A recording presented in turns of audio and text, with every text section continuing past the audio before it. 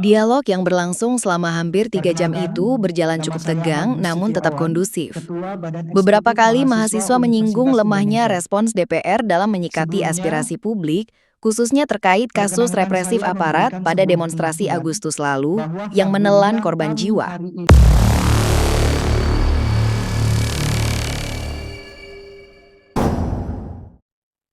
baik dari BEM ataupun OKP yang ada di Indonesia itu adalah bentuk kecintaan kami atas berbagai kondisi bangsa hari ini. Sebetulnya tadi malam saya sempat mengambil momen refleksi sendiri karena saya sangat amat sedih melihat dinamika bangsa hari ini yang seakan-akan kok rasa-rasanya malah merugikan kita sebagai bagian daripada warga negaranya. Maka dari itu saya membuat satu catatan refleksi Indonesia hari ini dengan satu tajuk, menyelamatkan demokrasi, menegakkan supremasi sipil. Kalau kita ingat beberapa waktu belakangan, terutama sepanjang bulan Agustus, terjadi krisis multidimensi yang mencakup aspek demokrasi, legislasi, sosial, ekonomi, hingga sektor keamanan. Kita bisa lihat aksi demonstrasi terjadi di berbagai titik. Dan kami pun dari golongan mahasiswa sempat turun ke jalanan, terutama ketika kami mendapatkan kabar bahwa seorang kawan kami yang mendapatkan represivitas daripada aparat penegak hukum. Kala itu Afan Kurniawan menjadi korban meninggalnya dari aparat penegak hukum yang seakan-akan sengaja. Dan inilah yang memantik rasa kemanusiaan kami untuk berhadir di jalanan pun juga hadirnya kami hari ini. Lambat laun muncul statement dari Bapak Presiden Prabowo Subianto bahwa ada dugaan makar dari berbagai aksi yang barangkali terprovokasi oleh sebagian oknum. Dan inilah yang kemudian menghambat kami, jujur saja menghambat kami untuk turun ke jalanan lagi. Karena kami khawatir bahwa gerakan kami hari ini justru ditunggangi oleh sebagian oknum ini. Tapi di sisi lain saya berefleksi, tidak bisa terus-terusan seperti itu. Maka kemudian di dalam forum ini, saya berharap Bapak Sufmi Dasko, Bapak Saan Mustafa, Bapak Cucun, rekan-rekan media dan seluruh mahasiswa yang hadir di sini, saya ingin ada pembentukan tim investigasi yang independen untuk mengusut tuntas berbagai kekerasan yang terjadi berlangsung sepanjang bulan Agustus ini. Juga dengan dugaan makar yang keluar dari mulut Bapak Presiden Prabowo Subianto. Kami ingin investigasi ini mengusut tuntas semuanya, sehingga kemudian apa yang disampaikan Bapak Presiden dapat dibuktikan. Karena kami dari gerakan merasa dirugikan dengan statement tersebut, yang kemudian menghalangi gerakan kami ke depan. Itu yang pertama. Yang kedua, berkaitan dengan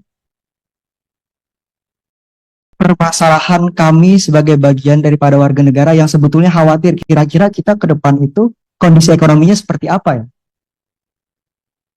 Di tengah masyarakat rentan, menderita, di PHK, ekonomi lesu, daya beli masyarakat menurun, kok bisa ada wakil rakyat yang justru kabarnya tunjangannya dinaikkan, dan ketika ada kabar tersebut terjadi simbolisasi joget-joget yang kemudian membuat hati kami sedih, Bapak-Bapak sekalian. Kami seakan-akan hanya dimanfaatkan di setiap momentum milunya saja, dengan berbagai janjinya. Tetapi, ketika sudah duduk di kursi-kursi yang enak ini, Bapak-Bapak, Ibu sekalian yang duduk di parlemen seakan-akan melupakan kami sebagai bagian daripada rakyat yang seharusnya diwakilkan di setiap pertemuan rapatnya.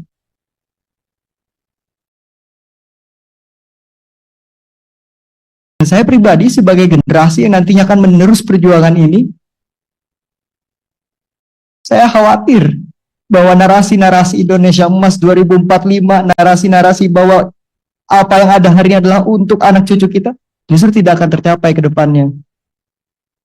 Maka dari itu saya berharap agar kita ingat kembali amanat rakyat, mandat rakyat yang dibebankan di pundak-pundak kita sekalian, agar betul-betul bisa kita perjuangkan. Mungkin itu yang ingin saya sampaikan. Tadi yang pertama, saya ingin ada tim investigasi independen untuk dibentuk sesegera mungkin, mengusut tuntas berbagai persoalan berkaitan dengan dugaan makar terutama. Sehingga kemudian kami bisa lebih lega bahwa gerakan kami hari ini ditunggangi oleh siapa, harus jelas dalangnya siapa. Dan yang kedua, kami berharap amanat yang dibebankan kepada pundak-pundak bapak-bapak sekalian itu betul-betul dijalankan untuk amanat rakyat. Mungkin itu saja dari saya. Terima kasih. Wassalamualaikum warahmatullahi wabarakatuh. Terima kasih. Terima kasih, Saudara Agus Setiawan, Ketua BEM UI ya. Dia ada dua hal. Pertama, tim investigasi terkait soal dugaan makar. Yang kedua, terkait dengan kondisi ekonomi dikaitkan dengan kondisi DPR tentang. Masih ada dari ini Bang? Langsung dulu aja nanti baru tanggapin ya. Dari BEM lagi masih ada? Kalau ada silakan. Atau sama pernyataannya dari BEM mana? Silakan. Baik. Assalamualaikum warahmatullahi wabarakatuh. Selamat sore rekan-rekan semua, rekan-rekan media dan yang terhormati, yang saya hormati, Bapak Dewan sekalian. Terima kasih atas kesempatan dan waktunya sudah mau menyediakan waktu untuk berdialog dengan kami bersama kita semua di tengah krisis dan permasalahan yang belakangan ini terjadi. Hidup mahasiswa. Hidup rakyat Indonesia. Saya Jin Colin, perwakilan dari keluarga besar mahasiswa Trisakti. Rasanya beberapa poin yang ingin saya sampaikan sebelumnya sudah tersampaikan dengan begitu baik oleh rekan saya dari BEM UI. Mungkin beberapa poin tambahan yang ingin saya amanatkan kepada Bapak-Bapak Dewan selaku perwakilan kami sebagai mahasiswa dan rakyat Indonesia tentunya. Jauh beberapa bulan, mungkin beberapa minggu, sebelum kejadian Afan Kurniawan yang begitu menyayat hati kami, terjadi pula seorang anak kecil mati, meninggal dunia di tengah krisis ekonomi yang dialami keluarganya. Mungkin rekan-rekan semua tahu, rekan-rekan media pun pasti tahu bagaimana proses kematian itu bisa keluar cacing dari, alat kelaminnya, dari hidungnya, dan ditemukan 1 kilogram cacing di dalam tubuhnya. Berselang beberapa minggu kemudian, beberapa saat kemudian, Indonesia merdeka.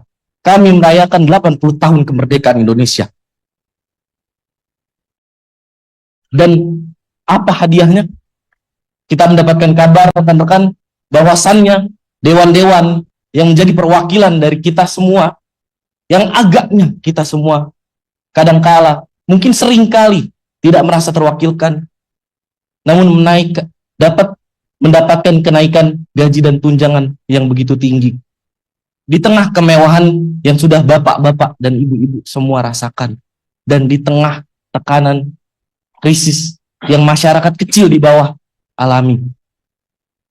Pertama-tama menanggapi hal itu, saya menuntut untuk bapak-bapak dewan dan pemerintah sekalian untuk segera mengesahkan rancangan undang-undang perampasan aset sekiranya dalam kurun waktu 30 hari. Melihat bagaimana indeks persentase korupsi Indonesia yang saat ini terakhir audit itu mendapatkan skor sebanyak 22. Yang mana dalam penilaian skor itu 0 artinya tingkat korupsi itu begitu parah, dan 100 artinya negara itu begitu bersih dari korupsi. Indonesia mendapatkan skor 22 di tengah standar internasional yaitu sebesar 43. Bahkan jika disandingkan dengan negara-negara tetangga, poin kita begitu buruk sekali, Pak. Oleh karena itu, saya menuntut Bapak-Bapak yang terhormat untuk dapat mewakilkan suara-suara kami, untuk dapat mempercepat rancangan undang-undang perampasan aset. Indonesia sekiranya kehilangan sebanyak 588 triliun akibat korupsi dalam dekade terakhir. Berdasarkan data dari KPK tahun 2024, aset recovery rate Indonesia hanya 0,2% dibanding standar internasional 3-5%. Kalkulasi impact, dana hasil perampasan dapat membiayai pembangunan 2.940 km jalan tol atau 588.000 unit rumah subsidi. Kemudian daripada itu, kami juga menuntut Bapak-bapak sekalian untuk dapat segera menuntaskan pelanggaran HAM berat, hentikan kriminalisasi aktivis dan mahasiswa, jauhkan budaya represivitas terhadap hak-hak kita selaku mahasiswa dan masyarakat untuk bersuara. Saya berani bersaksi bahwasannya kami di sini kaum terpelajar, mahasiswa-mahasiswi, tidak mungkin, Pak, kami menyuarakan pendapat kami, aspirasi kami, keluhan rakyat, jeritan rakyat dengan tindakan-tindakan anarkis. Betul tadi kata saudara dari BEM UI, bahwasannya beberapa hari belakangan ini mungkin banyak sekali propaganda dari beberapa oknum-oknum provokator untuk mencederai nilai-nilai perjuangan yang kami perjuangkan ini. Itu sangat menghambat kami dalam bergerak. Selanjutnya, tuntutan untuk yang belakangan ini marak di sosial media. Saya kira bapak-bapak dan ibu-ibu semua tahu 17+8 tuntutan rakyat yang dilayangkan oleh masyarakat Indonesia yang sekiranya mungkin sudah tersebar lebih dari ratusan ribu.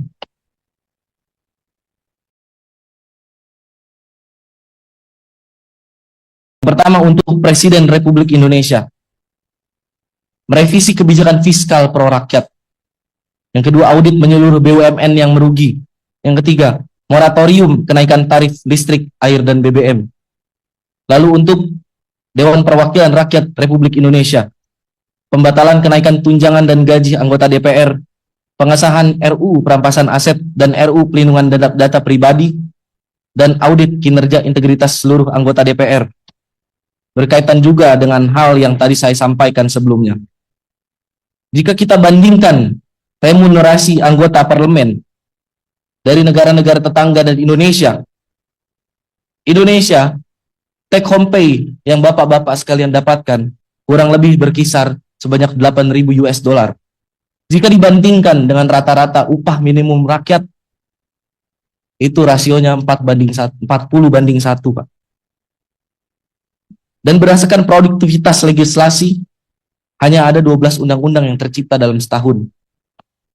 Jika kita komparasi dengan negara-negara tetangga seperti Malaysia, Thailand, Singapura, dan Korea Selatan, Malaysia rasionya hanya 8 banding 1, Thailand 6 banding 1, Singapura 12 banding 1, Korea Selatan 4 banding 1. Bagaimana bisa negara berkembang yang rakyatnya begitu menderita ini, gaji DPR-nya 40 banding 1 rasionya. Saya rasa itu benar-benar harus digarisbawahi dan harus ditinjau ulang, Pak.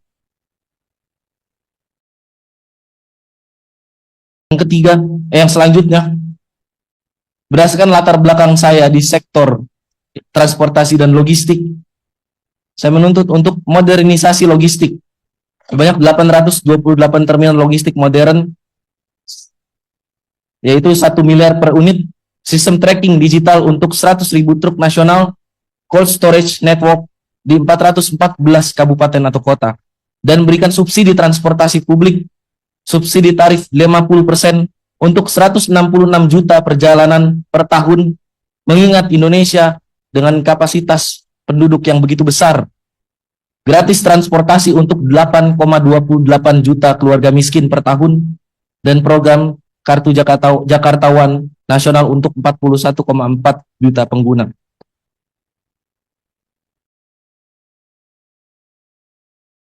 Mungkin sekiranya itu tuntutan yang ingin saya ajukan. Bahkan saya memohon untuk bapak-bapak sekalian selaku perwakilan saya dan teman-teman semua untuk dapat memperjuangkan hal tersebut. Karena ini berkaitan juga dengan integritas kita, Pak. Integritas bapak-bapak sekalian selaku Dewan Perwakilan Rakyat yang kami pilih sendiri dengan tangan kami ini.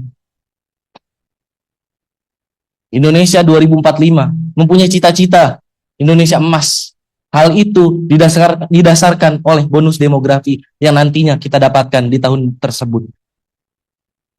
Saya harap kita semua dan bapak-bapak semua yang memiliki peran begitu krusial untuk membina generasi muda ini tidak menyia-nyiakan bonus demografi yang akan datang itu, Pak. Sekian dari saya, terima kasih. Terima kasih dari BM Trisakti. Dari OKP dulu ya kita ini. Dari GMNI, HMI ada. Silakan GMNI dulu.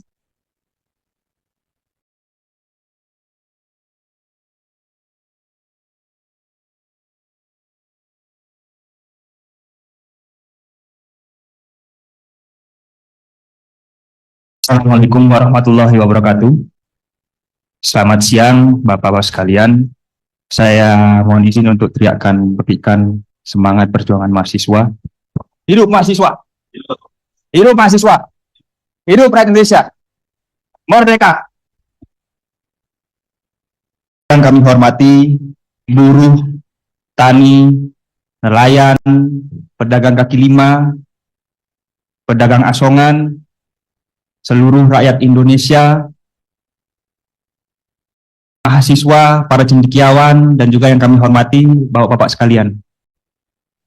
DPP GMNI telah melakukan konsolidasi yang sangat intens dengan berbagai macam elemen, termasuk pada mahasiswa, buruh, dan kami kemarin sudah menyatakan sikap bahwa GMNI melebur bersama rakyat, bersama masyarakat.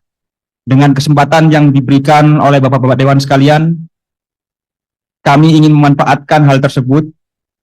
Kami ingin menyampaikan berbagai macam rangkuman, aspirasi yang kami dapat di lapangan setelah berdiskusi dengan kawan-kawan mahasiswa, cerdik-cendikia, dan juga pada masyarakat. Pancatura atau 5 tuntutan rakyat. Kami membawa tajuk DPP GMNI berkomitmen menjaga demokrasi dan supremasi sipil di Indonesia. Poin yang pertama adalah menolak kekerasan dari aparat terhadap masyarakat sipil dan bertanggung jawab secara hukum terhadap korban yang berjatuhan. Kita semua tahu kawan-kawan, almarhum Afan mungkin menjadi salah satu pemicu, pemantik dari gerakan-gerakan yang berkelanjutan ini. Tetapi kita juga tidak boleh lupakan beberapa kawan kita, korban-korban yang sudah berjatuhan dan berguguran selayaknya pahlawan demokrasi di Indonesia. Tentu kita harus berikan apresiasi, perhatian, dan juga kita dorong pada Bapak-Bapak sekalian bahwa proses hukum harus berjalan secara terang benderang, transparan, berintegritas, dan sesuai dengan prosedur. Yang berikutnya, bentuk tim investigasi aksi makar dengan independen dan transparan yang melibatkan masyarakat sesuai dengan konferensi pers Presiden pada 31 Agustus 2025.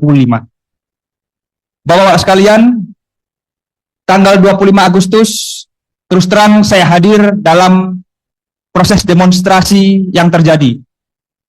Namun, kami DPP GMNI tidak turut serta memobilisasi, tidak turut serta berkonsolidasi, dan lain sebagainya. Tapi kami hadir di tengah-tengah rakyat, mengamati apa yang terjadi. Tentu, kawan-kawan sekalian, yang saya amati adalah terdapat perbedaan corak demonstrasi yang biasa dilakukan oleh kawan-kawan mahasiswa, kawan-kawan buruh, dan elemen-elemen lain. Corak demonstrasi yang biasa kita lakukan adalah dengan atribut, dengan adanya mobil komando, dengan adanya koordinator, dengan adanya jas alma mater, dan lain sebagainya, dan lain sebagainya. Tetapi pada 25 Agustus kemarin, berlanjut pada 28 Agustus kemarin, banyak aksi-aksi demonstran yang tanpa menggunakan atribut, yang tidak dapat terdeteksi siapa-siapanya. Maka pidato Bapak Presiden yang menyatakan bahwa terdapat potensi makar, hal ini tentu meyakinkan saya dan mungkin kawan-kawan bahwa ada gerakan-gerakan ke sana. Maka dari itu, Bapak-Bapak sekalian, kawan-kawan sekalian, aksi ini sudah kita lewati bersama dan juga memakan korban, menciptakan kerusuhan. Tentu kami mahasiswa mendorong agar DPR menindaklanjuti secara serius aksi makar ini. Apalagi Bapak Presiden sudah menyebutkannya dalam konferensi pers. Yang ketiga, mendorong DPR mengambil peran strategis di tengah gejolak sosial politik yang terjadi. Kawan-kawan sekalian, kita semua telah bersepakat bahwa Indonesia adalah negara demokrasi. Negara demokrasi ini memiliki 3 lembaga penting, eksekutif, legislatif, dan yudikatif, di mana lembaga legislatif adalah sebagai corong, lembaga yang dapat meneruskan aspirasi masyarakat. Kami terus terang Bapak-Bapak Dewan menunggu kehadiran Dewan Perwakilan Rakyat di tengah-tengah gejolak yang terjadi. Mengapa? Karena agar masyarakat, mahasiswa tidak terbenturkan oleh aparat, agar ruang-ruang diskursus, dialog, dan lain sebagainya bisa kita kemas, bisa kita dialogkan tanpa kerusuhan-kerusuhan yang terjadi. Mahasiswa telah aktif, kami mengharapkan bahwa DPR juga dapat mengaktifasi diri, mengambil peran yang strategis di tengah-tengah masyarakat, sehingga ke depan apabila ada gejolak-gejolak yang demikian, maka korban-korban bisa mengusir kejatuhannya. Tidak ada bentrok antara mahasiswa, aparat, mungkin apalagi dengan NI. Ini yang perlu kita hindari. Sehingga di negara demokrasi ini, supremasi sipil dapat terus terjaga. Yang keempat, mendorong DPR mendengar aspirasi rakyat terkait pembahasan RUU dan kebijakan prioritas. Bapak-bapak sekalian, mohon izin, sejak 5 tahun yang lalu saya turut serta berdemonstrasi bersama dengan mahasiswa. Tuntutan saya tahun 2019 saat itu adalah tolak RUU revisi Undang-Undang KPK. Sampai sekarang tuntutan-tuntutan itu tidak pernah ada yang goal, tidak pernah digubris. Tidak hanya RUU tersebut atau undang-undang tersebut, ada undang-undang seperti perampasan aset, RUU perlindungan pekerja rumah tangga, RUU masyarakat adat, RUU TNI Polri, RUU KUHP, dan RUU lainnya yang setidaknya 5 tahun kebelakang ini kami mahasiswa konsisten untuk serukan, namun mungkin sangat sedikit yang goal. Tentu ini menjadi catatan bahwa DPR hari ini kami harapkan dapat menindaklanjuti rancangan undang-undang tersebut yang belum selesai tersebut, yang menjadi tuntutan masyarakat tersebut. Karena yang kami khawatirkan, ketika ada aksi penunggangan, ada aksi provokasi, dan seterusnya, kawan-kawan mahasiswa juga terpantik. Kenapa? Karena ada akumulasi dari tuntutan-tuntutan kami yang kemarin belum terwadahi. Jadi kami mohon hal tersebut dapat menjadi perhatian Bapak-Bapak sekalian. Selain itu, DPR harus mendorong dan pastikan agar dapat mendorong pemerintah mengambil kebijakan-kebijakan yang strategis dan cepat. Misalnya, pastikan tidak ada kenaikan pajak yang membebankan rakyat. Karena demonstrasi hari ini tentu tidak dapat dipungkiri menjadi akumulasi dari gerakan-gerakan di kota kabupaten yang lain. Negara dapat meningkatkan pendapatan negara melalui hal lain, tidak hanya melalui pajak yang membebankan rakyat, seperti optimalisasi kinerja BUMN, tegas terhadap koruptor melalui undang-undang perampasan aset, dan lain sebagainya. Alternatif-alternatif ini untuk mengisi kas negara harus dilakukan daripada membebankan keuangan negara kepada masyarakat. Ini yang perlu dicatat dan perlu diperhatikan. Yang berikutnya adalah perhatikan kesejahteraan beberapa elemen masyarakat yang mengambil peran vital dalam kehidupan berbangsa dan bernegara. Salah satunya adalah kesejahteraan guru, veteran, dan profesi lainnya. Mungkin ketika kita bertanya, kenapa kawan-kawan STM ini, kenapa kawan-kawan anak-anak SMA ini turut beserta demo dan lain sebagainya, bisa jadi mereka khawatir. Mereka prihatin terhadap kesejahteraan guru-guru yang mengajarnya. Banyak aspek yang sebenarnya bisa meredam situasi ini, Bapak-Bapak sekalian, tetapi kebijakan-kebijakan itu tidak diambil, belum diambil, atau telat diambil. Maka harapannya setelah ini, Bapak-Bapak sekalian dapat mendorong pemerintah untuk melaksanakan kebijakan-kebijakan strategis tersebut yang berdampak pada masyarakat. Terakhir, dari Pancatura, yaitu adalah mendorong pemerintah mengambil kebijakan strategis peningkatan perekonomian rakyat secara cepat dan tepat. Menurut data BPS, Bapak-Bapak sekalian, kawan-kawan sekalian, ada 3,6 juta pemuda di Indonesia yang saat ini statusnya menganggur, not in employment, education, or training, tidak dalam masa pendidikan, tidak memiliki pekerjaan, dan tidak dalam proses pelatihan apapun. Ini pemuda memiliki banyak kawan, ratusan mungkin ribuan di sana, yang memiliki masalah-masalah sosial seperti terjerat pinjol, seperti ketika melamar pekerjaan selama 1 tahun, 2 tahun, mereka masih menganggur, tidak memiliki kerjaan yang formal, tidak memiliki pekerjaan yang tetap, tidak mampu pemuda-pemuda ini untuk mengangkat harkat martabat, derajat keluarga dan dunia sendiri. Sehingga apa? Ketika ada pancingan-pancingan, ketika ada provokasi, pemuda-pemuda yang seperti ini adalah pemuda-pemuda yang jadi target, yang mudah dibakar emosinya, yang dapat didorong untuk menciptakan sebuah kerusuhan dan lain sebagainya.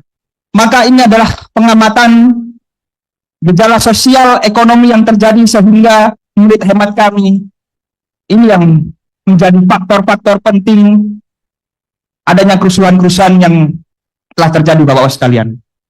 Sehingga kami meyakini bahwa ketika Pancatura ini bisa menjadi salah satu tuntutan yang bisa diperhatikan dan digolkan oleh DPR dan pemerintah, insya Allah saya yakin Indonesia 2045 akan menjadi emas, bukan Indonesia cemas. Itu saja yang bisa kami sampaikan. Dengan hormat, Bapak-Bapak sekalian, banyak sekali tuntutan yang kami ajukan. Mohon agar tidak satupun tuntutan dari kami mahasiswa ini ada yang tertinggal. Terima kasih. Wassalamualaikum warahmatullahi wabarakatuh. Hidup mahasiswa! Hidup mahasiswa! Hidup Indonesia! Terima kasih dari kawan GMNI. Berikutnya dari mana? GMKI, silakan. GMKI baru HMI ya.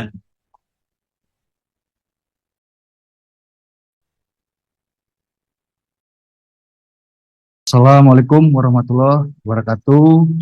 Salam sejahtera untuk kita semua. Om Swastiastu, Namo Buddhaya, salam kebajikan kepada pimpinan DPR RI yang kami hormati. Terima kasih atas ruang dan waktu yang diberikan sehingga kami mahasiswa GMKI dan teman-teman semua di sini bisa menyampaikan apa yang menjadi isu kerakyatan secara demokratis dan terbuka. Sebelum saya menyampaikan apa yang menjadi landasan berpikir GMKI, saya sapa semua kawan-kawan di sini. Hidup mahasiswa! Hidup mahasiswa! Bisa menyikapin respon situasi kebangsaan hari ini, PP GMKI menyuarakan supremasi sipil, pilar memperkuat negara demokrasi. Kawan-kawan yang sekalian, dalam beberapa waktu ini kita melihat bahwa banyak situasi-situasi yang mana terjadi, ada masyarakat, mahasiswa, buruh semua menyampaikan apa yang menjadi isu kerakyatan. Bagaimana diawali akar dari kerusuhan Agustus 2025 berawal dari keputusan kontroversial DPR RI yang menyetujui tunjangan perumahan fantastis bagi anggotanya di tengah kondisi ekonomi rakyat yang sedang terjepit oleh inflasi, pengangguran, dan pemangkasan subsidi. Hal ini memicu kemarahan publik, rakyat marah, terutama generasi muda dan pekerja informal. Ketidakpuasan tersebut semakin memuncak ketika ada representasi oleh aparat polisian yang menyebabkan korban meninggalnya Apan Kurniawan, seorang pengemudi Gojek online berusia 21 tahun. Namun di sisi lain, kami GMKI melihat bahwa kondisi ini ditumpangi ada sebuah gerakan-gerakan yang melakukan demonstrasi secara anarkis, melakukan penjarahan, mengganggu ketertiban umum dan keamanan, dan ini pasti merugikan rakyat itu juga. Kami yang rencananya mau menyampaikan isu kerakyatan yang dikaji oleh GMKI, Civitas GMKI secara nasional, dan akhirnya kami memutuskan untuk tidak ikut ke jalan. Terima kasih kepada pimpinan DPR. Hari ini kami diberikan ruang bagaimana kami menyuarakan isu kerakyatan, bagaimana kami menyuarakan apa yang menjadi pikiran-pikiran kami dari mahasiswa GMKI kepada pimpinan GMKI. Dan izinkan saya menyampaikan 6 sikap dari PP GMKI yang merupakan hasil dari kajian, hasil dari perenungan dan refleksi seluruh Civitas GMKI. Yang pertama adalah meminta Presiden RI Bapak Prabowo Subianto untuk menegakkan supremasi sipil di Indonesia sebagai bentuk menjaga dan menghormati kedaulatan rakyat.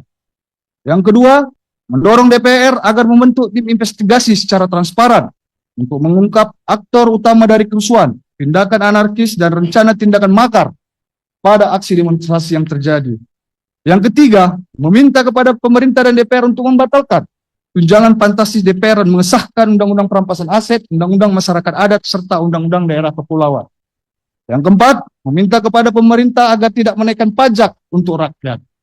Yang poin kelima, sebelum terjadi aksi-aksi yang membuat situasi bergejolak, dan jauh sebelumnya 2 minggu, kami dari umat Kristen mengalami tindakan-tindakan pelarangan ibadah, persekusi, dan intimidasi di berbagai wilayah. Sehingga kami memiliki kajian bahwa ada sebuah aturan PBM 9 dan 8 2006 yang menjadi celah bagi beberapa kelompok untuk melakukan pelarangan ibadah. Tidak hanya di situ. Kami warga gereja dipersekusi, kami warga gereja diintimidasi, dan di situ juga ada pelanggaran HAM. Oleh karena itu, kepada Bapak pimpinan DPR semua, kami meminta kepada Presiden Republik Indonesia yang terhormat Bapak Prabowo untuk mengkaji dan merumuskan kembali draft peraturan Presiden yang tertunda terkait kebebasan umat beragama dan berkeyakinan dengan melibatkan seluruh elemen organisasi keagamaan. Yang keenam, sebagai warga Indonesia yang baik, taat hukum, kami mengajak seluruh elemen masyarakat agar tidak terprovokasi oleh pihak-pihak yang tidak bertanggung jawab dengan tujuan membenturkan rakyat, mengganggu ketertiban umum, dan merusak stabilitas nasional. Itu saja yang saya sampaikan kepada pimpinan DPR. Terima kasih.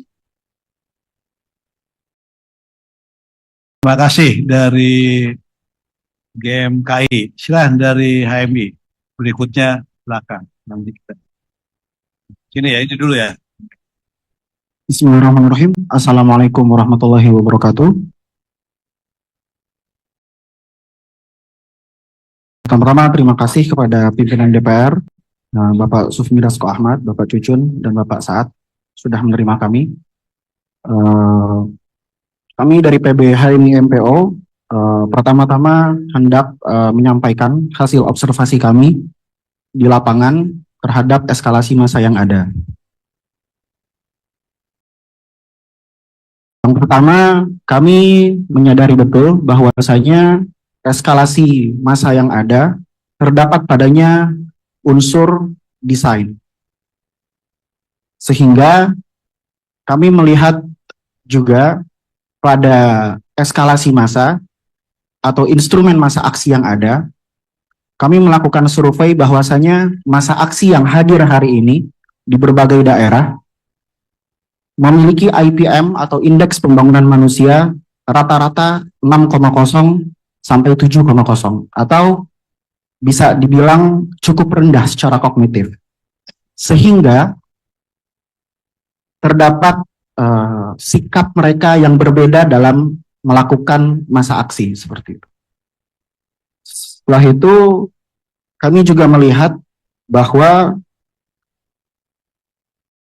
terdapat kondisi di mana keresahan naik menjadi emosi.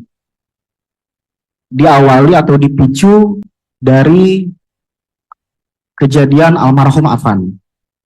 Dan kembali kepada poin sebelumnya, ketika IPM atau Indeks Pembangunan Manusia rata-rata masa aksi yang cukup rendah hari ini, sehingga mendefinisikan emosinya menjadi sebuah hal-hal yang cukup anarki seperti itu.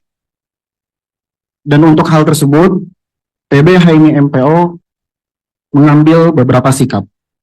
Yang pertama, meminta kepada pimpinan DPR dan segenap elemen masyarakat untuk menegakkan bersama supremasi sipil.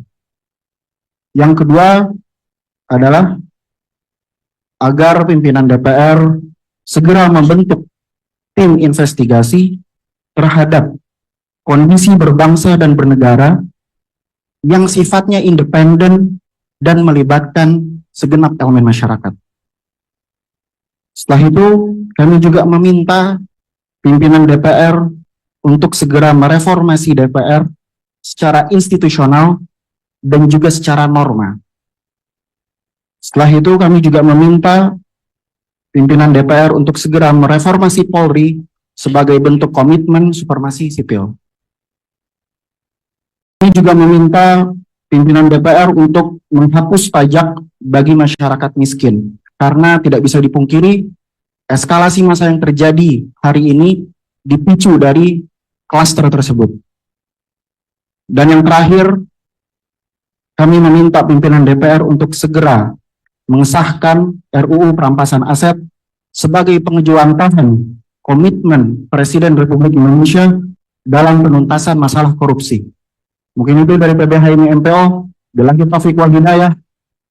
Wassalamualaikum warahmatullahi wabarakatuh. Salam. Terima kasih dari PB HMI MPO. Yang belakang dulu, habis itu HMI. Silakan. Dari mana yang Mbak? Kami ya, silakan. Dari kami, terus dari HMI Dipo.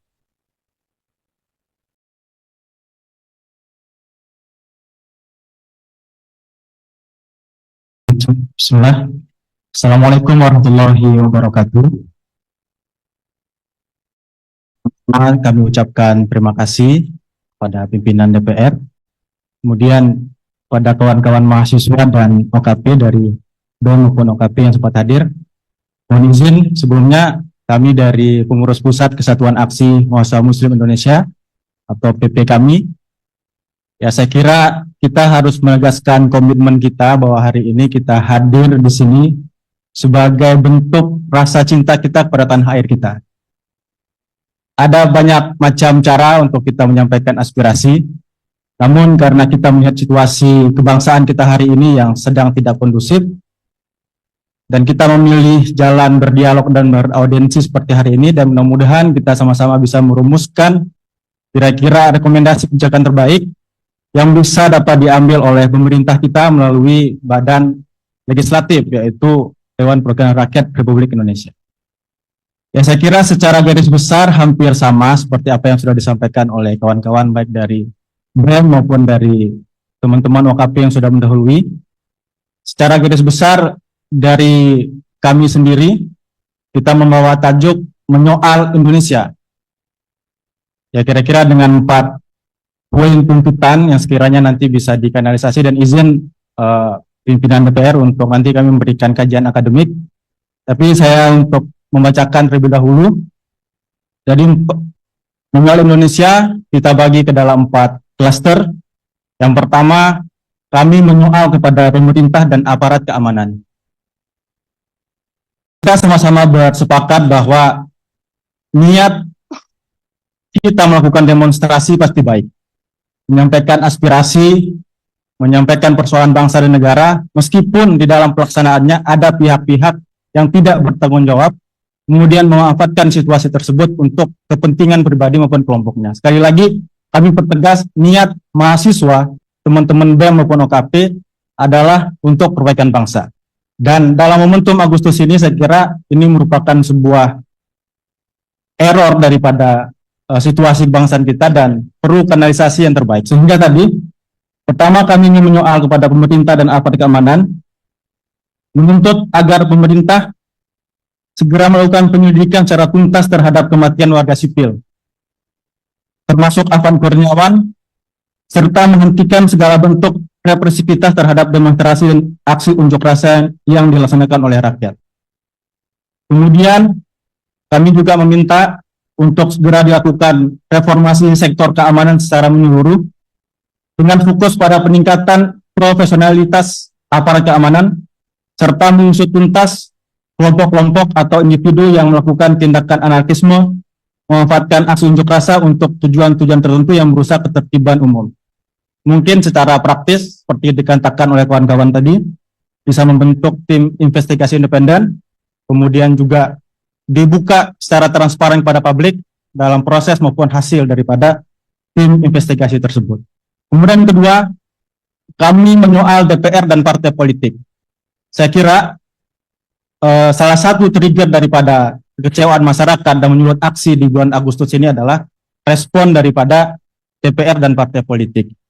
Sehingga kami mendesak kepada DPR untuk segera menghentikan pembahasan mengenai kenaikan tunjangan anggota DPR, melakukan transparansi penuh terhadap seluruh anggaran, fasilitas, dan penggunaan dana yang berkaitan dengan kegiatan legislatif. Kemudian kami juga meminta kepada DPR untuk memecat anggota DPR yang terbukti melakukan tindakan provokatif atau penyalahgunaan mandat yang diberikan oleh rakyat, serta memberikan sanksi tegas kepada kader partai yang terbukti tidak menjalankan tugasnya dengan integritas, seperti yang terjadi pada beberapa kasus di masa lalu, untuk memulihkan kepercayaan publik terhadap lembaga legislatif. Jadi saya kira DPR kita masih kita percaya, DPR kita masih hasil daripada proses demokrasi yang sah. Adapun kepercayaan yang semakin menurun ini karena tindakan 1-2 oknum di dalamnya. Sehingga untuk mengembalikan kepercayaan publik tersebut, kami minta kepada pimpinan DPR, khususnya pimpinan partai politik, untuk melakukan evaluasi secara total. Kemudian menyoal reformasi dan legislasi pro rakyat. Menuntut DPR agar segera mengesahkan beberapa RUU yang berpihak kepada kepentingan rakyat, seperti yang disebutkan oleh kawan-kawan tadi, mulai daripada RUU perampasan aset, kemudian perlindungan pekerja rumah tangga untuk peningkatan perlindungan hak buruh domestik dan RUU masyarakat adat. Kemudian kami juga mendesak untuk menolak pasal-pasal yang bermasalah dalam beberapa revisi Undang-Undang Agraria, kemudian KUHP, RUU Polri, dan RUU Penyiaran yang berpotensi mengancam kebebasan pers, kebebasan berpendapat, dan hak-hak sipil lainnya. Kemudian kami juga menyinggung ekonomi dan kesejahteraan, menyoal ekonomi dan kesejahteraan Indonesia hari ini. Kami meminta kepada pemerintah dan DPR khususnya untuk segera mencabut kebijakan yang tidak berpihak pada rakyat dan merelokasi anggaran pendapatan dan belanja negara atau APBN untuk kepentingan yang lebih produktif, pro rakyat, serta penguatan sektor kesehatan, pendidikan, pangan, dan kesejahteraan masyarakat. Ini termasuk peningkatan kesejahteraan guru, yang tadi disampaikan oleh Tum Prima, Tum KMNI juga menyampaikan. Kita melihat bagaimana kondisi tenaga pendidik kita hari ini, kemudian kondisi buruh kita, kemudian pekerja informal yang sampai hari ini belum mendapatkan kepastian, seperti jaringan pengamanan sosial dan sebagainya. Saya kira ini sangat mendesak untuk segera diselesaikan. Kemudian kami juga menyoal perihal untuk segera mendesak pemerintah menerapkan sistem perpajakan yang progresif, yang lebih adil, di mana individu atau kelompok orang-orang yang kaya atau kelompok-kelompok kaya membayar pajak yang lebih besar. Sementara kelompok masyarakat berpendapatan rendah tidak dibebani dengan pajak-pajak yang tidak proporsional untuk menciptakan pemerataan ekonomi dan kesejahteraan sosial yang lebih inklusif. Kami kira demikian, mohon izin, dan sekiranya nanti ada proses lanjutan agar kami juga dapat mengawal bagaimana rekomendasi kebijakan ini untuk segera bisa diimplikasikan atau diaplikasikan. Demikian, Assalamualaikum warahmatullahi wabarakatuh. Mohon izin kami untuk menyerahkan. Silakan.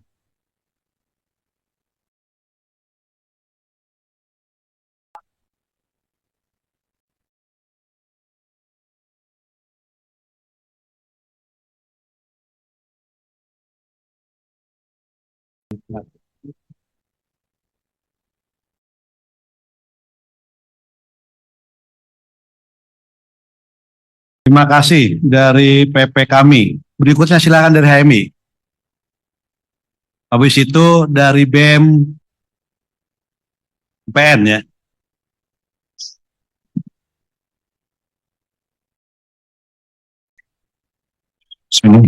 Assalamualaikum warahmatullahi wabarakatuh. Saya Bagas Kurniawan, Ketua Umum PBHMI. Yang saya hormati teman-teman sekalian yang ada di sini dan juga bapak-bapak wakil rakyat yang ada di depan kita. Pada kesempatan kali ini, PBHMI akan memberikan aspirasi dan koreksi sebagai sumbangan energi kita kepada bapak-bapak pemimpin negara bahwa masih banyak generasi-generasi muda yang peduli terhadap bangsanya. Momentum sosial yang terjadi belakangan ini direfleksikan mendalam oleh PBHMI. Jadi, kami melihat ini adalah momentum yang tepat untuk kita serius membenahi institusi-institusi publik yang ada di negara ini. Tidak seriusan kita dalam membenahi institusi-institusi publik itu seperti bom yang bisa meledak kapan saja. Dalam sejarah bangsa ini, banyak sekali nama-nama yang tertulis menjadi korban-korban reformasi-reformasi politik. Berapa banyak kita sebagai bangsa melakukan reformasi politik. Tapi ternyata ini semua tidak berbanding lurus, malah justru berbanding terbalik dengan kemakmuran dan kesejahteraan yang kita sebagai negara dan sebagai bangsa tuju bersama. Oleh karena itu, momentum ini PMI meminta sekali kepada pemimpin-pemimpin negeri, khususnya bapak-bapak anggota legislatif, untuk serius melakukan inklusivitas, melakukan pembenahan institusi publik yang lebih dekat dengan rakyat dan mendistribusikan hak. Karena dalam negara demokrasi, institusi publik yang maju dan inklusif adalah satu-satunya, saya ulangi lagi, adalah satu-satunya penopang dalam demokrasi yang sehat. Tidak ada cara lain, kecuali kita mau memilih jalan yang lain selain demokrasi. Karena itu, PBHMI membuat suatu refleksi yang kemudian kita temakan dengan nama Koreksi Indonesia.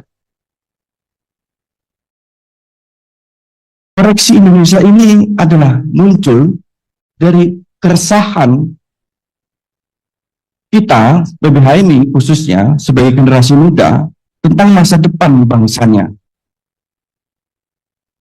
Tentang bom-bom, tentang bahan bakar sosial yang bisa meledak kapanpun karena adanya kesenjangan institusi itu. Oleh karena itu, dalam Koreksi Indonesia ini, PBHMI merangkumnya menjadi 7 tuntutan yang kita sebut dengan sabta suara. Tuntutan yang pertama PBHMI meminta adanya reformasi partai politik. Partai politik yang alih-alih menjadi kanal ideologi untuk melakukan kerja-kerja kesejahteraan, belakangan ini malah menjadi kanal pragmatisme elektoral. Oleh karena itu, PBHMI concern dan PBHMI memandatkan bahwa reformasi politik ini perlu. Karena apa? Karena partai politik adalah tulang punggung di demokrasi. Tulang punggung untuk masuknya semua kebijakan dan kehidupan berbangsa dan bernegara. Yang kedua, membenahi seluruh institusi publik secara serius. Saatnya kita merefleksikan dan membenahi semua institusi publik kita secara serius. Institusi publik di bidang demokrasi, institusi publik di bidang ekonomi, institusi publik di bidang penegakan hukum. Saatnya kita benahi secara serius untuk menuntut kemajuan bangsa kita di masa yang akan datang. Yang ketiga, pecat wakil rakyat yang toksik untuk masyarakat. Keempat, efisienkan anggaran untuk pejabat dan perbaiki layanan kepada rakyat. Yang kelima, sahkan secepatnya RUU Pro Rakyat. Yang keenam, revisi Undang-Undang Nomor 13 Tahun 2003 tentang Ketenagakerjaan, di mana lebih dari 60% masyarakat Indonesia adalah sektor informal yang saat ini tidak jelas statusnya, tidak jelas benefitnya, tidak jelas insentifnya. 60% warga ini harus kita lindungi bersama. Dan yang terakhir, yang nomor 7, yaitu reformasi perpajakan yang lebih adil.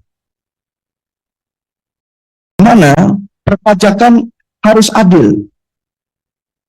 Jangan seperti yang dikomunikasikan di media-media. Kalangan-kalangan atas mendapatkan amnesti, kalangan-kalangan bawah mendapatkan kenaikan pajak. Dan ketika rakyat marah, maka disebut ada provokator. Tidak, ini adalah mewakili aspirasi rakyat. Dan selain tanggung jawab intelektual PBHMI melalui Koreksi Indonesia, PBHMI juga menyampaikan tanggung jawab moral bahwa kita sudahi, cukup dengan ada afan-afan yang lain. Oleh karena itu, untuk komitmen itu, komitmen supremasi sipil, kita mengusulkan pada tanggal 28 Agustus menjadi Hari Supremasi Sipil di Indonesia. Untuk menstop, jangan ada lagi darah-darah yang jatuh dari penyampaian aspirasi-aspirasi publik. Darah rakyat Indonesia sangat berharga. Tidak boleh lagi ada darah-darah yang jatuh. Dan terakhir, untuk menunjukkan keseriusan PBHMI melakukan reformasi partai politik, PBHMI akan menyerahkan surat aduan masyarakat kepada MKD untuk memecat anggota-anggota DPR yang tidak mewakili aspirasi rakyat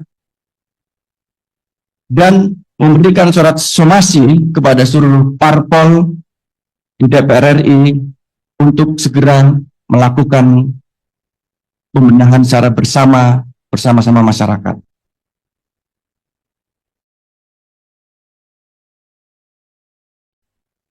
Silahkan.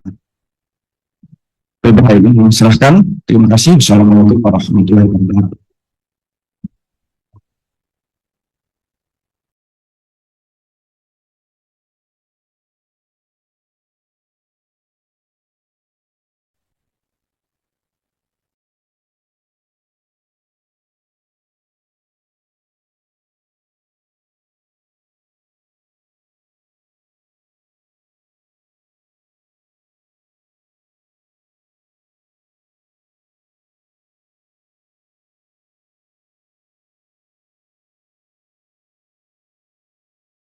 Terima kasih, Saudara Bagas, Ketua Umum PBHMI, Dipo.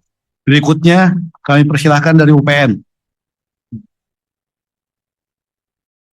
Yang tadi nyampaikan, kalau ada yang mau diserahkan, nanti bahan yang sudah menyampaikan dulu, nanti serahkan. Buat bahan kami ya.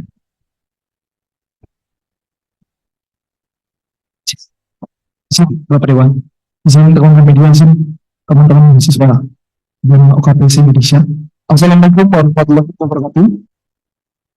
Shalom, Swastiastu, Namo Buddhaya, salam kebajikan, salam sejahtera untuk kita semua. Izin kawan, kawan-kawan dari Universitas Jakarta dan kemudian Aliansi Universitas Negara, kampus dan Jakarta Kampus Pilihan Negara. Hati-hati di sini, atas aspirasi masyarakat dan kemudian aku masihkan dalam bentuk kajian politik dan hukum dari Universitas Jakarta. Inilah dalam negara kami. Dalam pasal pertama, kami dalam HAM dan aktivitas aparat.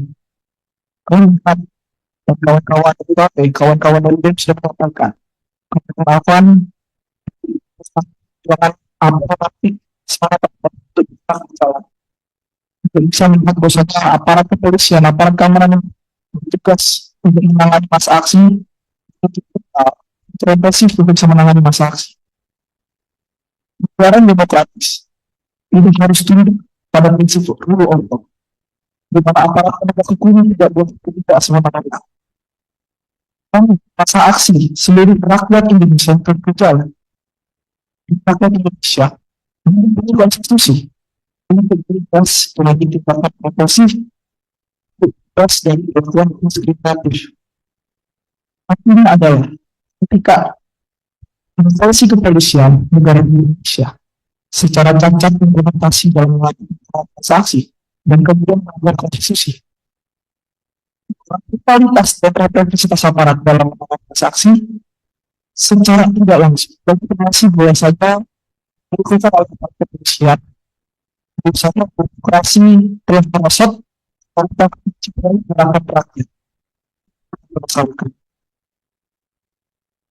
Ya, dengan jika represivitas aparat biarkan, maka terjadi integritas yang bertentangan dengan basic principles of use of force and firearms by law enforcement officials.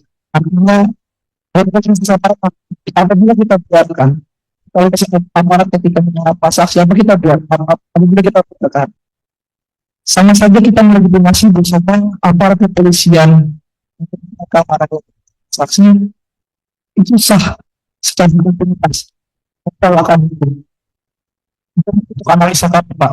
Buat kami itu yang pertama kami khusus pansus hak asasi manusia untuk mengawasi kasus tewasnya Afan Purnawan dan korban represivitas lainnya di seluruh Indonesia. Buat Bapak Dewan untuk bisa berkomunikasi dengan Presiden, untuk bisa mendesak Bapak Presiden, untuk bisa membentuk tim investigasi. Presiden sudah menyatakan bahwa tak ada investigasi pakar. Hal ini terlihat psikologis masa aksi gerakan rakyat Indonesia. Kita berharap misalnya perlu ada yang ada jawaban apa yang disampaikan oleh Bapak Presiden Prabowo Subianto akan indikasi makar tersebut.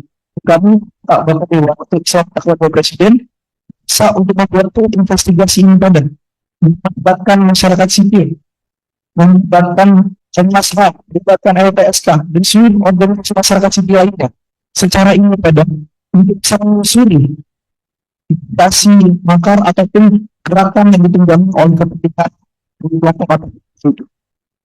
Kedua, kami menggerak permasalahan reformasi sektor keamanan dan supremasi sipil. Normalisasi keterlibatan TNI dan Polri dalam ranah sipil melalui revisi legislasi mengatur prinsip supremasi sipil. Sama militer, profesionalisme militer, terjamin jika militer dibatasi pada urusan pertahanan, bukan politik sipil. Dan kami juga melihat konstitusi negara Indonesia menegaskan supremasi sipil dalam pasal 30 ayat 2 Undang-Undang Dasar 1945. Usaha pertahanan dan keamanan negara dilaksanakan oleh sistem pertahanan dan keamanan rakyat semesta dengan TNI dan Polri sebagai alat negara. Dan akhir kami melihat rancangan revisi Undang-Undang Polri dan rencana penyiaran memperluas kewenangan tanpa kontradiksi memunculkan state authoritarianism. Artinya apabila revisi Undang-Undang Polri dan revisi Undang-Undang penyiaran tanpa kontrol dan tanpa ada substansial akan memberikan bentukan yang besar kepada pemerintah. Tentang bantuan untuk semua komodir apa yang diaspirasikan dan kami itu yang pertama DPR menolak pasal-pasal dalam RUU Polri, RUU HAP, RUU Penjara yang memperluas kewenangan aparat di luar fungsi konstitusional. Yang kedua, pemerintah melaksanakan security sector reform dan pilihan operasi DPR, pembatasan peran militer dan batas aparat. Yang ketiga, Presiden menegaskan komitmen politik atas sipil dengan mematikan penempatan TNI dan Polri dalam jabatan sipil. Itu kalau kita boleh tambahkan. Ya, izin Pak. Perkenalkan nama saya Raul, saya dari keluarga Masyarakat Peran Jakarta. Bahwa kami juga melihat bagaimana krisis legislatif dan juga krisis kepercayaan publik terhadap DPR, Pak. Bahwa kami melihat sebagai yang diwakilkan, bahwa kami nggak bisa atau mempercayakan bagaimana suara-suara kita akhirnya didengar. Kami melihat bahwa DPR larut Pak dalam kepercayaan. Akan membahas kenaikan tunjangan di tengah krisis. Hal ini terpuruk kepercayaan publik terhadap DPR, Pak. Bagaimana DPR harus bisa menghentikan wacana kenaikan tunjangan dan buka audit atas seluruh fasilitas dan penggunaan APBN. Lalu selanjutnya, kesejahteraan sosial ekonomi dan kebijakan yang pro rakyat, Pak. Kebijakan pemerintah lebih pro elit, mengabaikan kelompok produktif seperti pekerja formal. Bahwa kami minta di sini, bagaimana kami yang diwakilkan itu merasa bahwa suara kami akan dibuka. Juga bagaimana RUU progresif seperti RUU perampasan aset, RUU perlindungan PRT, RUU masyarakat adat terhambat, sementara regulasi bermasalah, RUU Polri, RUU penyiaran justru dipercepat. Bahwa kami juga meminta bagaimana dalam pembentukan undang-undang ini dibuka seluas-luasnya partisipasi publik, Pak. Banyak cendekiawan yang hadir di Indonesia, banyak di situ unsur politik yang bisa menghasilkan suatu kebijakan yang dalam pro rakyat, Pak. Lalu ada proyek strategis nasional yang merampas masyarakat, Pak. Bahwa bagaimana banyak pengajian dan akhirnya menjadi konflik agraria, Pak. Dan saya harap itu bisa dikaji ulang, Pak. Bagaimana banyak masalah-masalah yang ada di Indonesia. Dan yang terakhir, saya harap ini bisa kita semua bagaimana kita bisa mereformasi partai politik kita. Karena yang saya lihat dan saya cermati dan menjadi kajian bersama dan teman-teman bagaimana pos politik ataupun harga ataupun kepentingan ataupun pemilu pada hari ini itu sangat mahal. Bahwa ketika dia puas mengembalikan dananya, lalu dia membuat kebijakan sewenang-wenangnya. Maka dari itu, partai politik yang bertanggung jawab atas dasar daripada negara ini. Akhirnya tidak muncul kader-kader ataupun tokoh-tokoh politik yang memperoleh ataupun hanya sebagian elit. Bahwa semua wakil rakyat harus bisa menyuarakan kepentingan rakyatnya, Pak. Itulah yang menjadi tuntutan kami dan harapannya bisa terpenuhi. Bahwa hari ini kita bisa bersama, kita akan mencoba juga perlawanan yang ada di luar. Tapi perlawanan yang dalam kita lakukan dan kita bisa bersama-sama. Hidup mahasiswa, hidup rakyat Indonesia. Terima kasih. Dan ada yang mau disampaikan? Kami percaya Bapak Dewan dengan Bapak Kodir akan menjadi tuntutan kami mengambil aspirasi kami menjalankan representasi yang substansial. Yang kami percaya Bapak bisa menyampaikan kepada pemerintah eksekutif untuk bisa mengakomodir seluruh aspirasi seluruh tuntutan dari masyarakat. Khusus kami di sini menyuarakan aspirasi masyarakat kami, Pak. Terima kasih. Itu kami Pak.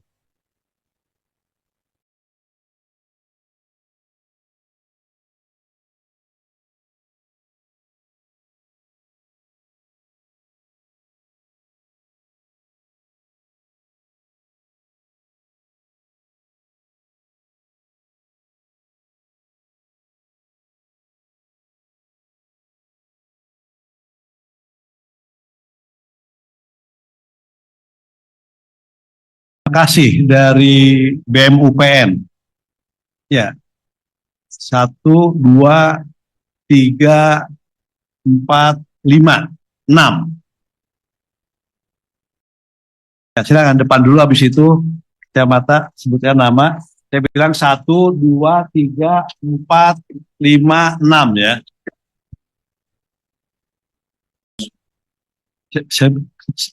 Dari mana dan sebutkan nama ya. Bismillahirrahmanirrahim. Assalamualaikum warahmatullahi wabarakatuh. Selamat siang menuju sore, kawan-kawan semua. Perkenalkan, nama saya Torik Rifki Ferdiansyah, selaku Ketua Umum Himpunan Mahasiswa Ilmu Politik Indonesia atau Himapolindo, bersama dengan pengurus saya. Yang saya hormati Bapak-Bapak anggota DPR RI dan juga para rekan-rekan media.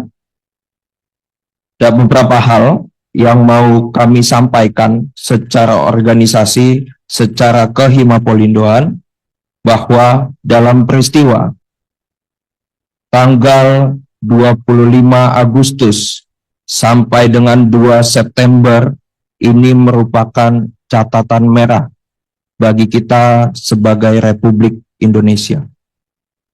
Peristiwa kematian anak bangsa, peristiwa represivitas yang dialami oleh masyarakat sipil akan ketika ia ingin menyampaikan aspirasinya, menyampaikan pendapatnya dalam negara ini. Justru yang ia dapat adalah pentungan dan gas air mata. Maka Himapolindo sebenarnya sepakat dengan apa yang tadi sudah banyak kawan-kawan kami sampaikan tentang beberapa tuntutan, dan di sini kami ingin menebalkan dan menambahkan beberapa hal yang menurut kami ini telah menjadi urgensi dalam Republik Indonesia. Di sini kami mempunyai 6 tuntutan. Yang pertama, evaluasi total tubuh kepolisian Republik Indonesia.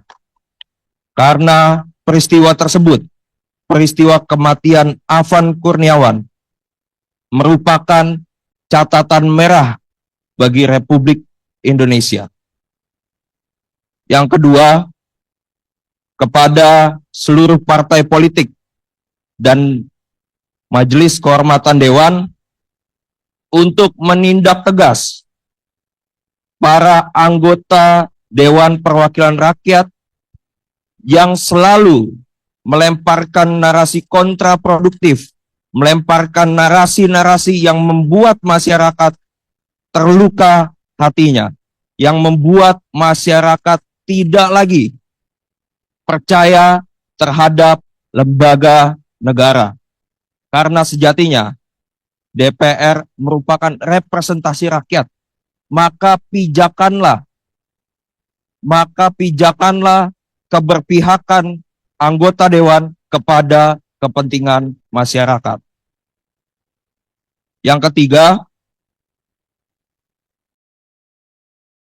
tentu dengan keilmuan kami dalam bidang ilmu politik, tidak kurang lebih kami menyadari banyaknya permasalahan demokrasi yang ada di Indonesia tentu bermuara pada sistem kepartaian kita yang masih berantakan. Maka kami meminta untuk segera mereformasi sistem kepartaian, bahwa jalankan fungsi partai sungguh-sungguh untuk fungsi kaderisasi, fungsi pendidikan politik, dan fungsi representasi rakyat. Yang selanjutnya, kami telah dengan seksama mendengar pernyataan Bapak Presiden Republik Indonesia Prabowo Subianto menanggapi peristiwa 25 Agustus sampai dengan 2 September, ternyatakan adanya indikasi makar. Ketika memang ini adalah terindikasi makar, maka kami meminta untuk membentuk tim investigasi gabungan. Karena rakyat butuh kepastian akan kehidupan yang aman dan nyaman. Karena rakyat membutuhkan itu. Karena peristiwa kerusuhan itu merupakan luka di hati rakyat. Yang selanjutnya, kami juga meninjau bahwa ketika kita benar-benar ingin mencita-citakan apa itu Indonesia Emas 2045, maka mari sama-sama kita pastikan yang dinamakan dengan kesejahteraan guru. Memastikan alokasi 20% APBN. Pendidikan benar-benar menyentuh kesejahteraan guru dan peningkatan kapasitas profesional. Dan terakhir, gerakan kita tetap sama, memastikan kedaulatan rakyat. Maka pastikan supremasi sipil benar-benar terjadi, karena itu merupakan amanat konstitusi. Dan gerakan kita tetap sama, memastikan kesejahteraan rakyat, maka pijakanlah dalam merumuskan kebijakan kepada DPR dan eksekutif untuk memijakan landasannya dengan landasan pasal 33 Undang-Undang Dasar Negara Kesatuan Republik Indonesia tahun 1945. Mungkin itu saja yang dapat saya sampaikan. Kurang lebihnya mohon maaf. Wassalamualaikum warahmatullahi wabarakatuh. Siswa, hidup rakyat Indonesia. Sedikit saya akan sampaikan, menyerahkan rekomendasi dan kajian dari Himapolrindo.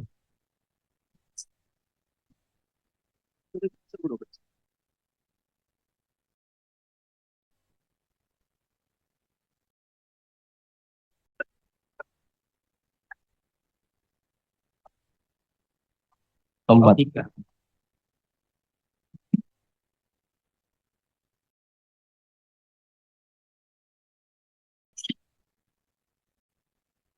Terima kasih dari PP Himapolrindo, Saudara Thorik yang sudah menyampaikannya. Berikutnya silakan. Ya, yang ini dulu, yang belakang dulu. Habis itu giliran.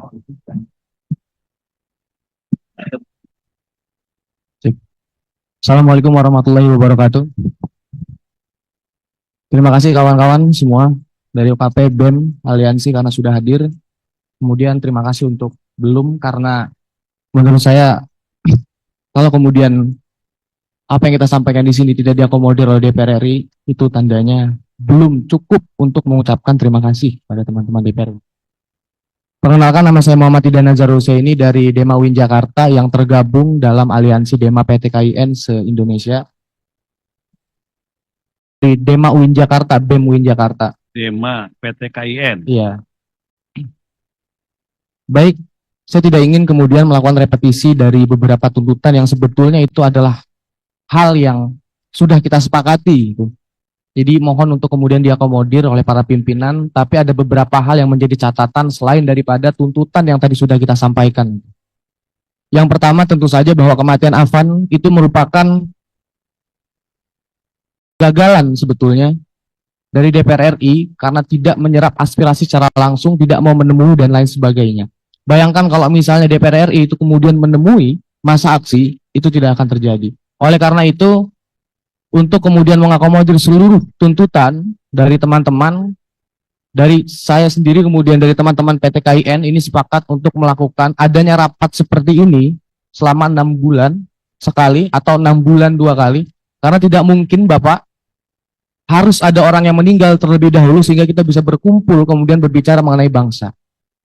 Itu yang pertama. Kemudian yang kedua mengenai aspek pendidikan. Dari tadi memang betul kita berbicara mengenai ya Indonesia Emas dan lain sebagainya. Tapi pada hari ini kita-kitalah semuanya nanti ini anak-anak muda yang menjadi motor, yang menjadi pelaku ketika Indonesia Emas itu terjadi. Akan tetapi yang menjadi persoalan adalah kita tidak memiliki kendaraan untuk menuju ke Indonesia Emas itu. Jadi saya kembalikan ke poin nomor 1 bahwa harus ada perkumpulan semacam ini yang dilakukan oleh DPR RI itu selama 6 bulan 2 kali untuk membicarakan beberapa tuntutan ataupun merumuskan roadmap menuju ke Indonesia Emas 2045. Nah, kemudian dari aspek pendidikan kita juga ingin adanya efisiensi dari tunjangan pejabat sehingga itu bisa dialokasikan untuk dana atau anggaran pendidikan. Karena menurut saya hal yang terjadi kemarin itu harus dilakukan, tunjangan pejabat tidak harus diperbesar karena sudah besar sebetulnya. Yang hari ini tercekik adalah masyarakat kecil, Bapak Ibu. Jadi itu harus dialokasikan ke pendidikan agar terciptanya pendidikan inklusif dan merata. Kemudian yang ketiga, karena saya tidak ingin lagi-lagi melakukan repetisi, ini dari aspek lingkungan, harus adanya status quo ataupun human rights, seperti human rights yang diberikan pada lingkungan. Karena perusahaan lingkungan makin masif, makin aktif di mana-mana. Kalau misalnya kita buka, di DPR RI katakan, di Selandia Baru, itu ada satu undang-undang namanya TU Rewera itu. Jadi TU Rewera memberikan status quo kepada lingkungan. Kalau misalnya ada oligarki yang kemudian merusak lingkungan, itu bisa dipenjara, itu bisa dihukum mati sebetulnya. Silakan dibuka kawan-kawan, undang-undang namanya TU Rewera. Jadi itu penting untuk kita hadirkan agar tidak tercipta lagi kerusakan-kerusakan lingkungan.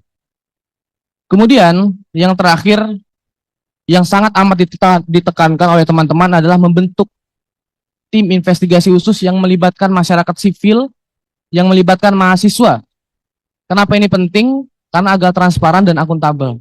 Kalau kemudian semuanya itu dilimpahkan kepada pemerintah, bukan kita tidak percaya, tapi pada faktanya hari ini trust publik kepada pemerintah itu merosot. Kemudian yang kelima, ini sangat penting bahwa kembalikan TNI ke barak. Supremasi sipil harus ditegakkan. Kemudian supremasi sipil pun kita juga jangan terlalu mabuk dengan supremasi sipil karena pada akhirnya banyak gitu ya. Ada beberapa deh sipil yang menurut saya juga double burden. Menjabat di satu pemerintahan kemudian menjabat lagi. Itu juga harus diperhatikan agar tercipta Indonesia yang berkeadilan. Mungkin kurang lebihnya itu saja. Terima kasih. Terima kasih. Ada yang mau disampaikan? Terakhir, ya sebagai cara kita untuk mengenang para pahlawan kita ya. Kemarin 10 orang telah meninggal. Mungkin saya minta 1 menit untuk mengeningkan cipta untuk Afan, untuk Umar Abdullah. Kita doakan kawan-kawan itu semua dengan menundukkan kepala sebelum saya serahkan polisi brief yang akan nanti ditanggapi oleh Pak Sukmidasto. 1 menit dimulai dari sekarang.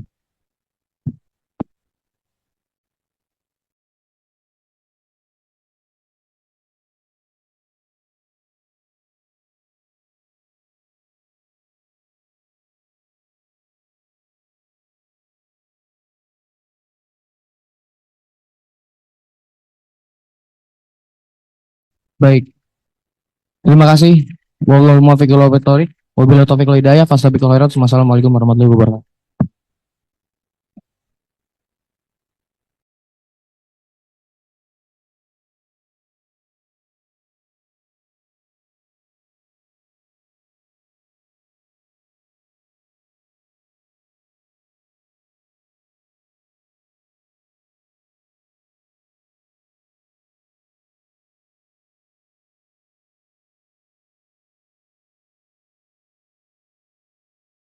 Terima kasih dari kawan Dema PT KIN seluruh Indonesia. Berikutnya, silakan.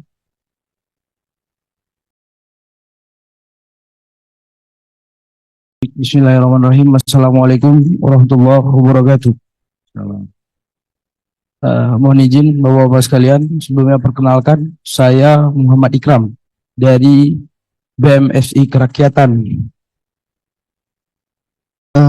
Mungkin sudah ada banyak tuntutan, sudah ada banyak masukan dari teman-teman dari OKP, teman-teman dari BEM tadinya, dan sekarang saya hanya ingin memberikan sedikit refleksi keadaan hari ini. Yang pertama, kami dari BMSI Kerakyatan menyampaikan duka cita yang mendalam bagi seluruh korban aksi unjuk rasa yang terjadi sejak akhir Agustus hingga awal September ini.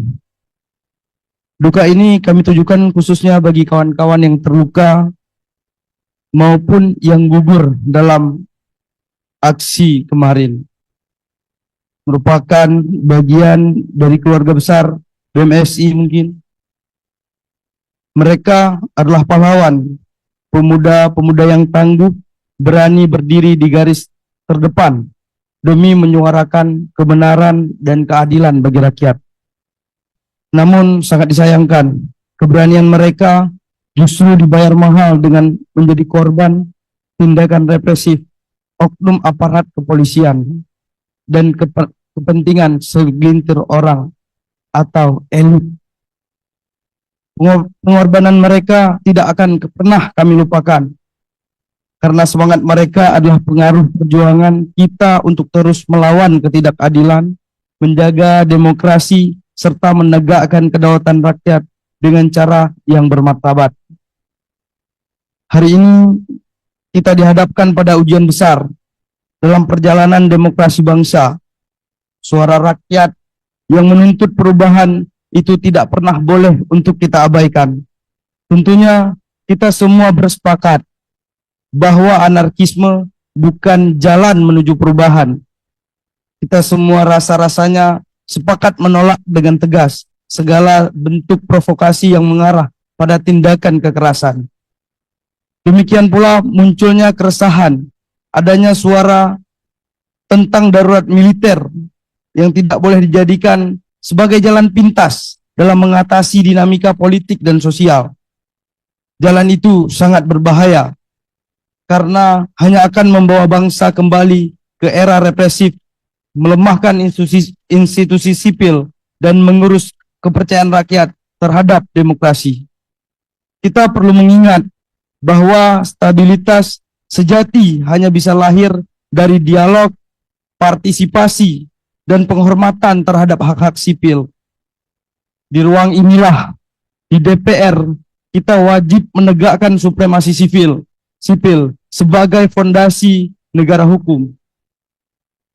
Supremasi sipil berarti menempatkan rakyat, konstitusi, dan hukum di atas segalanya dalam bentuk kekuasaan. Ini adalah jaminan agar demokrasi tetap hidup, kebebasan sipil tetap terlindungi, dan reformasi yang diperjuangkan generasi sebelumnya tidak sia-sia. Oleh karena itu, mari kita bersama-sama menjaga agar setiap langkah bukan sekedar sikap politik, melainkan komitmen moral demi masa depan Indonesia yang demokratis dan berkeadilan. Juga jangan lupa kita memastikan bersama bahwa semua korban aksi selama ini harus segera mendapatkan haknya, dan tindak keras oknum anggota Polri yang bertindak di luar SOP yang berlaku. Kami, keluarga BMSI Kerakyatan, menuntut agar adanya kejelasan dari setiap pengusutan kasus tersebut untuk dibuka seterang-terangnya dan pelaku dihukum dengan seberat-beratnya. Kami berharap semua tuntutan yang disampaikan oleh teman-teman mahasiswa, teman-teman OKP barusan, tidak hanya menjadi angin yang lewat. Setelah ini, DPR harus dan wajib menerima draft tuntutan yang akan disampaikan oleh kami, didasari aspirasi dan tuntutan dari masyarakat di seluruh Indonesia. Perlu saya sampaikan, Bapak-bapak sekalian, juga hari ini saya memohon bantuan banyak report dari teman-teman koordinator wilayah dan kampus-kampus yang ada di seluruh Indonesia bahwa teman-teman kami itu masih ditangkap. Kami mohon untuk dibebaskan teman-teman kami. Mereka adalah pejuang demokrasi. Juga Bapak-bapak sekalian, perlu sama-sama kita jaga di sini. Jangan sampai awal daripada kegagalan presiden adalah karena ketidakmampuan pembantu presiden dalam mewujudkan program presiden. Sekian dan terima kasih. Assalamualaikum warahmatullahi wabarakatuh.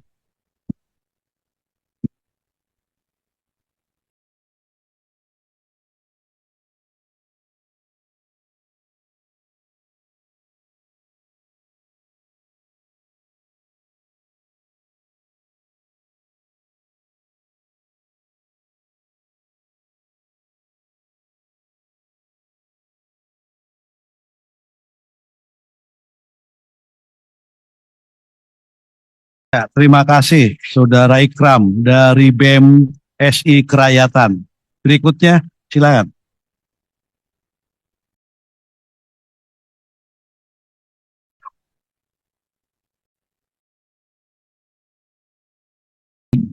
Bismillahirrahmanirrahim. Assalamualaikum warahmatullahi wabarakatuh.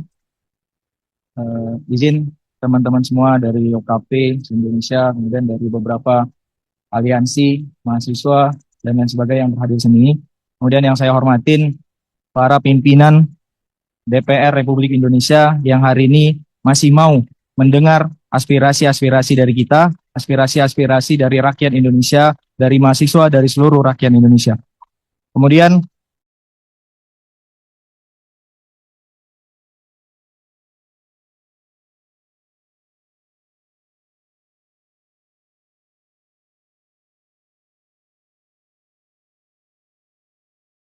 kami dari Badan Eksekutif Mahasiswa seluruh Indonesia banyak DPR baru mendengarkan aspirasinya. Maka dari itu setelah tadi banyaknya tuntutan-tuntutan yang diberikan, kami meminta Wakil Ketua DPR yang hari ini berhadir mewakili aspirasi masyarakat agar mendengarkan dan mempertimbangkan segala kajian-kajian yang telah kami berikan untuk kepentingan rakyat. Adapun tuntutan yang kami berikan kepada Wakil Ketua DPR RI hari ini ada beberapa tuntutan. Yang pertama, terkait dengan kami menindak tegas dan memperjelas penurunan tunjangan DPR yang disampaikan oleh DPR kemarin. Artinya, kami ingin ada tindakan yang tegas dan jelas terkait dengan apa tunjangan yang diturunkan. Jangan hanya statement yang dikeluarkan untuk cooling down suasana saja, tetapi kami ingin langkah yang konkret dan tegas terkait dengan pengurangan tunjangan DPR yang hari ini semakin tinggi. Kemudian yang kedua, sahkan RUU perampasan aset. Ini kami rasa dengan cita-citanya Bapak Presiden Prabowo Subianto untuk memberantas korupsi, ini kami rasa UU yang sangat harus dilakukan segera terkait dengan Undang-Undang Perampasan Aset. Kemudian kami ingin meminta reformasi birokrasi Polri dan DPR. Kemudian yang keempat, kita melihat aksi demonstrasi hari ini banyak teman-teman kami yang ditangkap. Hari ini kami tegaskan, aktivis bukan kriminalitas, Pak. Aktivis hari ini bukan perusak negara, bukan tikus-tikus yang mengerti APBN yang ada. Tapi hari ini aktivis demonstrasi yang ada, aksi-aksi demonstrasi yang ada, ini merupakan keresahan-keresahan dari rakyat. Jangan dideskripsikan dengan tindakan-tindakan kriminal sehingga ditangkap, didiskriminasi. Hari ini banyak teman kami yang ditangkap. Salah satunya mahasiswa UNRI yang ditangkap secara diam-diam. Khairi Anhar ditangkap secara diam-diam. Kemudian pemilik NGO Pedro juga ditangkap secara diam-diam. Kami ingin bebaskan kawan kami. Bebaskan kawan kami yang sekarang masih tersangka. Bebaskan kawan kami yang masih tertangkap dan tertahan di kepolisian. Mereka bukan tindakan kriminal. Kemudian kami meminta juga untuk mengevaluasi seluruh kabinet merah putih. Kita melihat sebelum menuju satu tahun periodisasi Prabowo Subianto, melihat sudah ada anggota kabinet yang korupsi.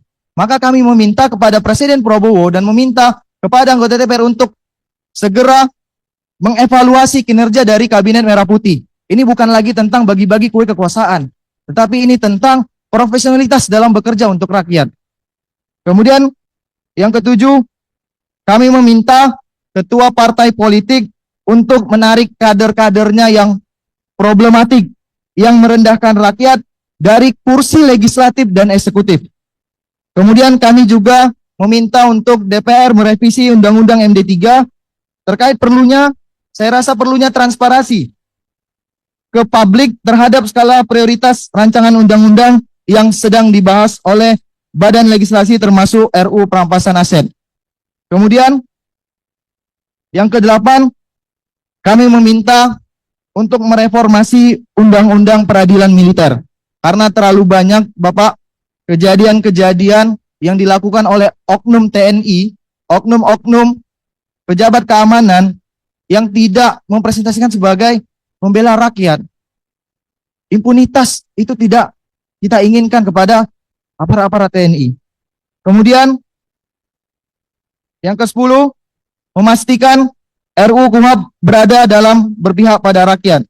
11, kami menuntut kejadian yang telah berlalu akibat demonstrasi, represivitas keamanan. Kami menuntut adili aparat pembunuh rakyat.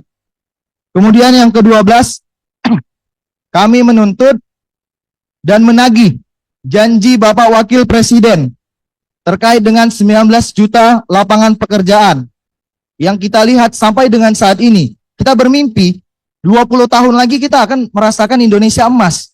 Tetapi hari ini para pemudanya tamat kuliah tidak tahu ingin bekerja di mana. Untuk menafkahi hidupnya juga tidak tahu di mana, sehingga mereka melakukan tindakan-tindakan kriminal untuk keuntungan dirinya. Ini sangat kita sayangkan. Kemudian yang ke-13, menuntut kesejahteraan guru dan dosen. Ke-14, kami menolak 5 batalion yang hadir, yang akan direncanakan pembangunannya di Aceh, dan peradilan militer yang ada di Universitas Riau. Kita tahu, Bapak, kampus adalah tempat kita mengasah intelektual kita, bukan tempat untuk diintimidasi. Kita khawatir ketika aparat-aparat keamanan hadir di tengah-tengah kampus, ini bakal menahan kami untuk melakukan aksi-aksi, untuk menyampaikan aspirasi. Kita tidak ingin seperti itu. Kemudian yang ke-15, menolak duit fungsi jabatan dalam aspek pemerintahan di lingkup pemerintahan Indonesia. Kemudian yang terakhir, terkait dengan persoalan hari ini dan kemudian statement yang dikeluarkan oleh Bapak Presiden terkait adanya indikasi makar dalam kasus-kasus yang hari ini beredar, kami meminta DPR RI membentuk Satgas Investigasi Bersama untuk perubahan perbuatan makar yang dilakukan dan terbuka bagi elemen masyarakat serta diawasi oleh elemen masyarakat. Mungkin itu kajian yang kami berikan, tuntutan-tuntutan yang kami sampaikan hasil dari kajian Aliansi Badan Eksekutif Mahasiswa seluruh Indonesia.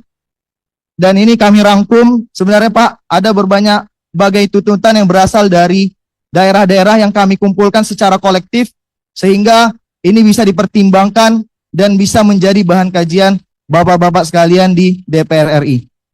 Mungkin sebelum saya memberikan kajian ini, saya ingin mengingatkan kepada kita semua bahwasanya perjuangan kita hari ini berasal dari seorang mahasiswa.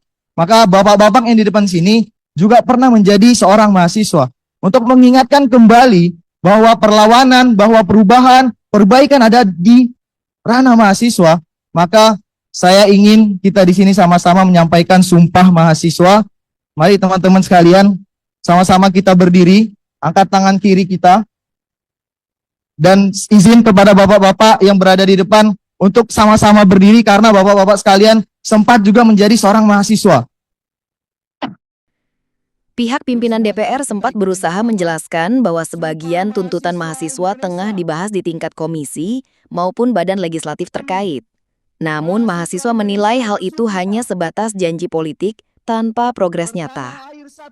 Selain menolak kenaikan tunjangan DPR, mahasiswa juga menekankan urgensi pengesahan RUU perampasan aset yang mereka anggap sebagai instrumen penting untuk menindak koruptor. Begitu pula RUU perlindungan data pribadi yang sudah lama mandek, padahal kebocoran data masyarakat kian marak terjadi.